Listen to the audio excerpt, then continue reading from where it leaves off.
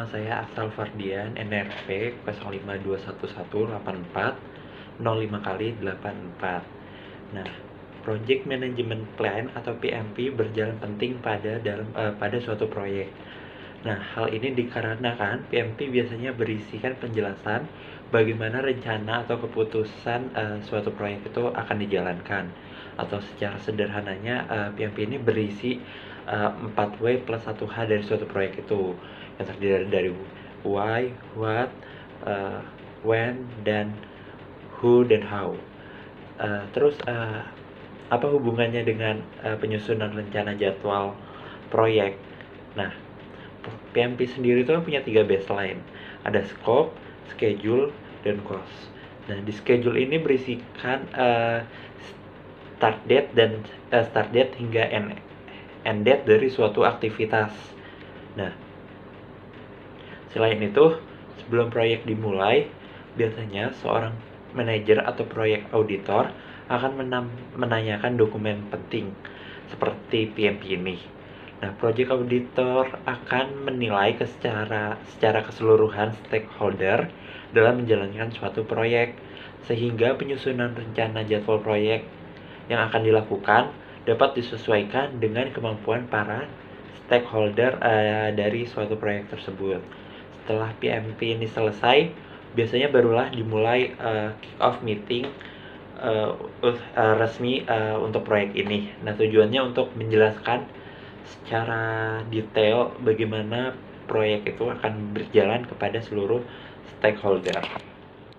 Assalamualaikum warahmatullahi wabarakatuh. Kami dari kelompok 11 kelas MPTID, kami akan mempresentasikan tugas kami yang berjudul Praktek Merencanakan Pengelolaan Penjadwalan. Nama saya Gazi Muhammad Zaki, NRP 05211840000119. Di sini saya akan menjelaskan tentang Project Charter. Jadi Project Charter sendiri secara pengertian adalah dokumen yang digunakan untuk memulai proyek improvement. Jadi Project Charter ini adalah berisi tentang dokumen yang penting dan mencangkup penjelasan ringkas dari sebuah proyek yang akan dijalankan.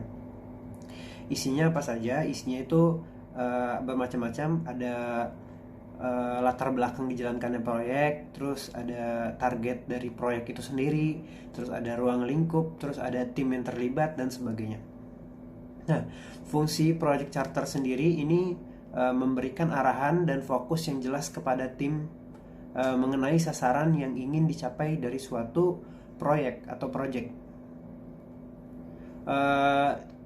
Jadi dokumen ini juga akan menyelaraskan antara tujuan dan pelaksanaan proyek dengan tujuan dari bisnis organisasi skala yang lebih besar.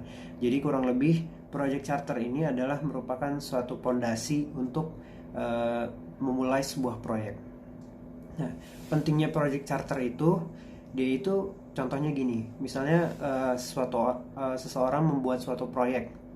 Nah, dia sebelum membuat proyek, dia membuat Project Charter.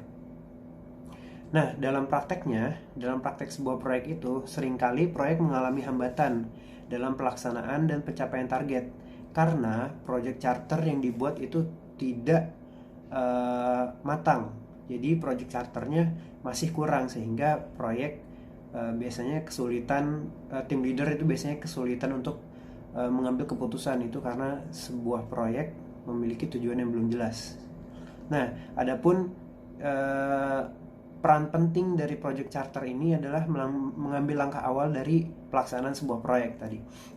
Terus terdapat 5 input untuk pembuatan Project Charter. Yang pertama ada Statement of Work, itu deskripsi dari suatu produk atau jasa yang akan dibuat suatu proyek. Yang kedua itu ada Business Case, itu informasi penting dari suatu organisasi. Yang ketiga ada Agreement, itu bisa berupa MOU atau email atau sesuai kesepakatan dengan customer. Terus yang keempat ada Enterprise Environmental Factor, dia itu bagaimana organisasi menjalankan suatu bisnis. Nah, itu ada di Enterprise Environmental Factor. Yang kelima itu ada yang terakhir Organizational Process Asset, itu tentang proses di dalam organisasi atau suatu perusahaan. Sekian. Assalamualaikum warahmatullahi wabarakatuh. Nama saya Nadia Milania Putri, NRP 134.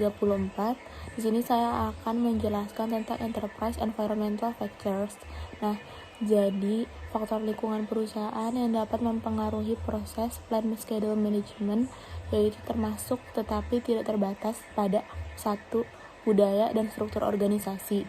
Jadi di setiap perusahaan pasti memiliki budaya dan struktur yang berbeda-beda. Contohnya pada perusahaan besar dan perusahaan kecil pasti berbeda. Nah, yang kedua, ketersediaan sumber daya dan keterampilan tim, serta ketersediaan sumber daya fisik. Keadaan sumber daya itu sangat mempengaruhi adanya untuk planning ke depannya, sehingga plan schedule management akan terganggu jika ketersediaan sumber daya maupun keterampilan tim, bahkan ketersediaan sumber daya fisiknya tidak memenuhi syarat. Nah, berikutnya ada penjadwalan software. Penjadwalan software dilakukan secara berkala. Yang keempat, pedoman dan kriteria untuk menyesuaikan set proses dan prosedur standar organisasi untuk memenuhi kebutuhan spesifik proyek. Jadi, untuk memenuhi kebutuhan spesifik proyek ini, kita memiliki beberapa pedoman dan kriteria yang menjadi suatu panutan untuk menyesuaikan, dan kita bisa men-set proses dan prosedur tersebut sesuai standar yang ada. Nah, berikutnya yang kelima itu ada database komersial seperti estimasi data standar.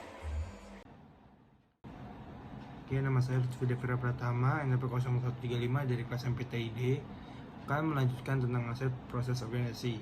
Sebenarnya apa sih aset organisasi itu? Sebagai input untuk proses analisis risiko kualitatif dalam suatu proyek, aset proses organisasi merupakan daftar menyeluruh dari setiap dan semua aset yang berorientasi rencana, proses, kebijakan, prosedur, dan basis.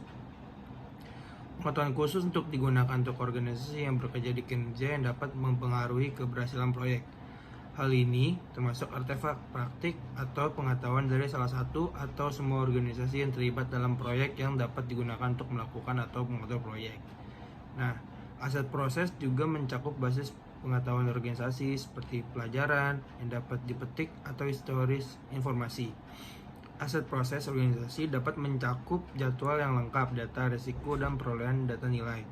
Aset proses organisasi adalah input untuk sebagian besar proses perencanaan. Sepanjang proyek berjalan, anggota tim proyek dapat memperbarui dan menambah aset proses organisasi seperlunya. Aset ini dapat dikelompokkan menjadi dua kategori. Yang pertama itu ada proses dan prosedur, yang kedua ada basis pengetahuan perusahaan.